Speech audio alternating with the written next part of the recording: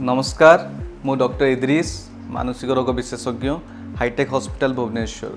आज आम कथा मानसिक रोग विशेष में गुड़ाए लोक भावती मानसिक रोग गोटे कलंक। आपड़ जानवा दरकार कि मानसिक रोग क्या पारे जेकोसी मानसिक रोग अच्छी तार चिकित्सा उपलब्ध अच्छी। गुड़ाए व्यक्ति एमती अच्छा मानसिक रोग पीड़ित अच्छा या पीड़ित थे चिकित्सा कर बर्तमान समाज में बहुत गुरुत्वपूर्ण भूमिका करुँच।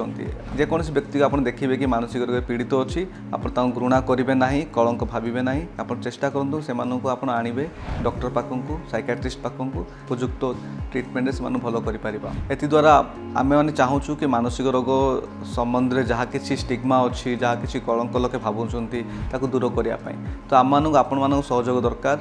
आपन जनगण मैंने चेष्टा करूँ कि जहाँ कि मानसिक रोग विषय में आप इनफर्मेशन अच्छी जानवा चेष्टा कर जिनस को आप स्प्रेड करेंगे लोक भितर ताकि लोके मानसिक रोग को गोटे कलंक भाविया बंद करेंगे।